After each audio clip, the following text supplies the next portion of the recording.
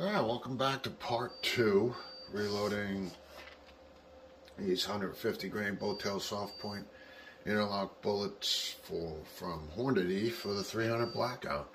In part 1, we set our baseline, we loaded with 15 grains of H110 and came in a little lighter than we thought we would at 1,686 feet per second on average, just under 1,000 foot-pounds of energy. Came in about 60 feet per second, under what the book said we were. So today we're going to bump that up. We're going to bring that up to 15.5 grains of H110. We're going to kind of do a double jump. We're going to go try to make up to the 1750 and then get to above 1800. See where that brings us. So stay tuned. We're going to bang out a bunch of those and then get out on the range with the chronograph and see where we are. Alright, first thing we're going to do is get these charged up with 15.5 grains of H110 and get some bullets seated. 15.5. Alright. Let's get these suckers loaded up and we'll move on from there.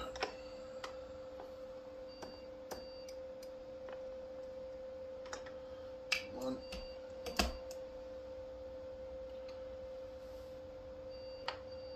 We'll go with it.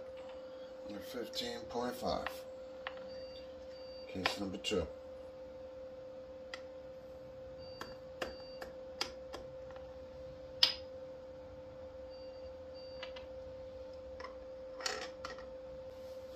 Alright, so we are just getting the last of these charged up at 15.5 grains. That's sitting right on 15.5 right there. So we are going to use that one.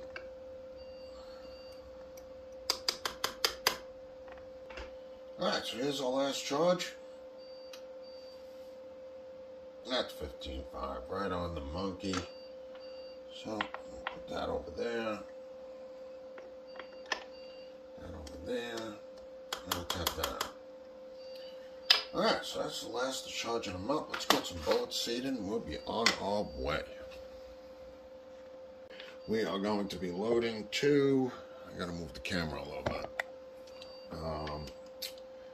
2.140. And we should already have that set up. Make contact. Nice even push. Right up to the cannular. And we'll just get these last 5.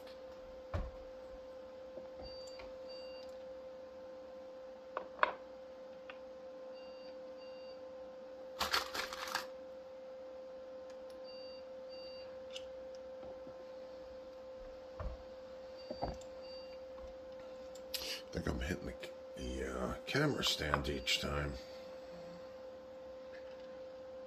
So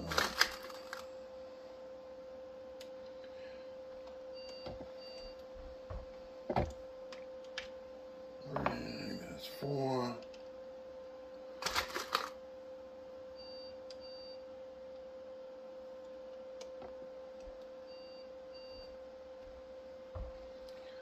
There's 5. So, we'll get these out to the range, put them on the chrono, and see what we get.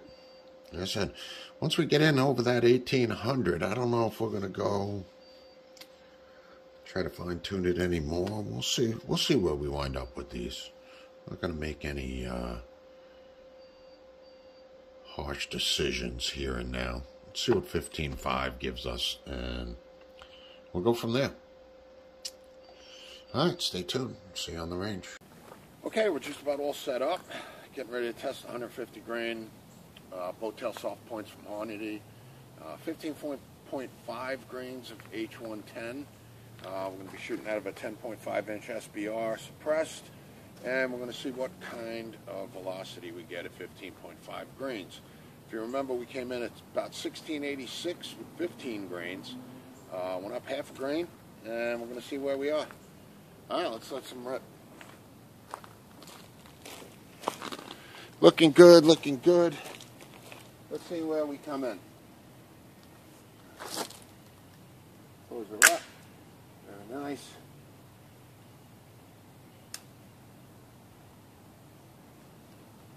We are ready. Let's see what we get.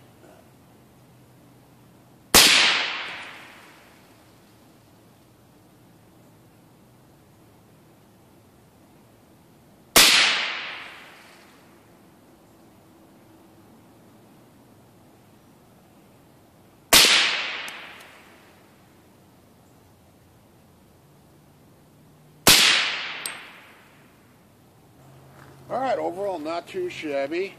Let's take what we got inside and check our data.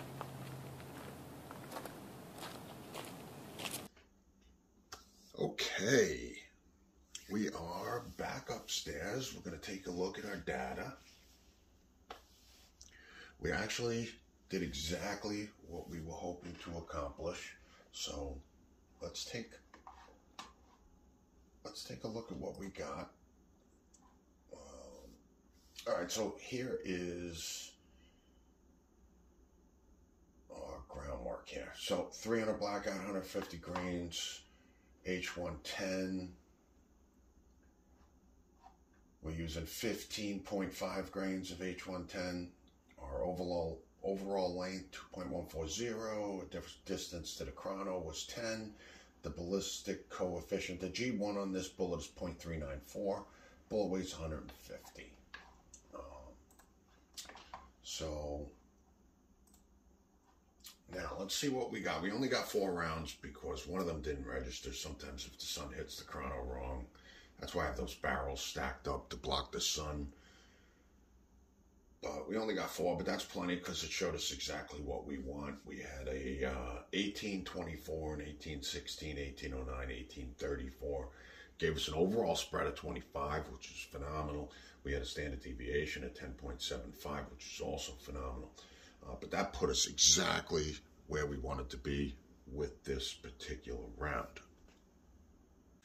So I am not going to tweak this round any further. I'm going to leave it right there as a home defense round, 50 yards or less. These are phenomenal numbers for a home defense round. They're going to start to really bleed out over 100 yards or so, but for the purpose that I am going to load these are the numbers that I want to see. So we have to take into account that this is a 10.5-inch barrel. These rounds that we made, shooting them out of a 16-inch barrel, we could be looking at numbers over 1,900 feet per second. And at 15.5 grains, we're walking the edge of being at our maximum charge. Anyone that reloads, you're going to see there's discrepancies in the numbers from manual to manual. And it's just what they tested before they put it in there. So it is always a good idea to look at multiple manuals. You want to record your own data and you want to watch what you're doing. So here in the Hornady manual, H110, it shows a maximum charge of 15.9 grains, and that's going to give you 1,800 feet per second. Okay, and this is with a 16-inch barrel and a 1 7/5 twist. We're on a 1 8 twist. Out of a Smith & Wesson AR-15, 16-inch barrel. Okay, so we could see right away here at H110, we only loaded 15.5 out of a 10-inch barrel, and we're looking at 1,820 feet per second. This book says 1,800 up at 15.9 grains. It's almost another half a grain up. We've already exceeded that. If we take a look at the Sierra manual, you're going to see that they are showing 1,800 feet per second at 15.4 grains. So this is a lot more accurate. We're at 15.5 grains and we're at 1825. This shows a maximum charge of 16.7 grains of H110, and that will put you at 1950. 15.8 grains would give you 1850, which really makes sense, closer to where we're at here. So when you're looking at different manuals, you have to take into account your actual data as to what these things are showing you. So these are really where I want our rounds to be. We're showing around 1,100 foot-pounds of energy out to 50 yards. These will be devastating. Now, one of the things that you always have to take into account is, are the bullets going to perform as they were designed at the velocity that you are shooting them? Now, I dug some of these out of the ground. This is not shooting into clay in the dirt. And this is not scientific by any means. However, at these velocities, at about 30 yards, you can see that there is plenty of energy to expand these. As a matter of fact, they overexpanded, case separated into the dirt. Here's a jacket that's separated. Okay, you can see the boat tail on there still, but that jacket separated, dug out a bunch of them. They are overexpanding and in such a hard substance of dirt. It's not like 80% water. But I do know that if you shoot, I've shot full metal jackets into that same dirt at subsonic speeds, and those bullets don't deform at all. They look like you could just brush them off and reload them again, shooting into that clay. So knowing that they are overexpanding at that range into dirt, and they are actually, something is actually happening, is good enough for me. So I know these bullets have enough energy to expand. They overexpanded in the dirt, and at 1,800 feet per second, they should expand perfectly. I do want to shoot these into some ballistic gel, and we'll probably do that in the near future and see what they actually look like into ballistic gel. They say these bullets should expand below 1,600 feet per second. There's a window in there between 1,400 and 1,600 feet per second. These will hold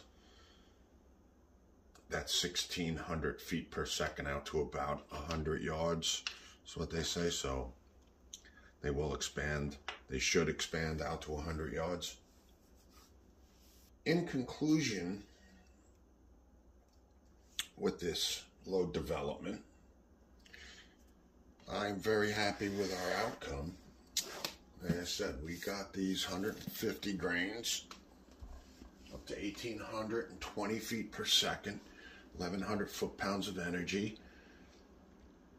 For a home defense round, I think you cannot go wrong with a bullet like this. With the soft tip, they're going to expand nicely. They won't over-penetrate. And around this round, I'm not going to be too concerned with doing accuracy tests. I'm not going to move into an accuracy test with these. They're 50 yards or under. That's what I want them for. And at 50 yards, you're really not, they're going to be as accurate as I would ever need them to be. So I'm not going to take this to an accuracy level. But very happy with the outcome here. Very happy. We're going to load up the rest of these as is and label them for their purpose and put them away. So, all right, thanks for watching.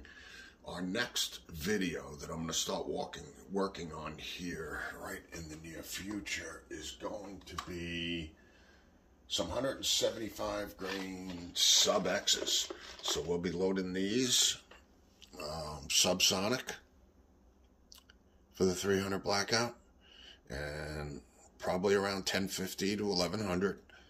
Keep them subsonic and see how they work, see how they feed. So that'll be our next video, so stay tuned. That'll be coming along pretty shortly. Get back into some subsonics. Thanks for watching. Like and subscribe, please, if you got any good information. And again, thanks for coming by. Thanks for watching the video.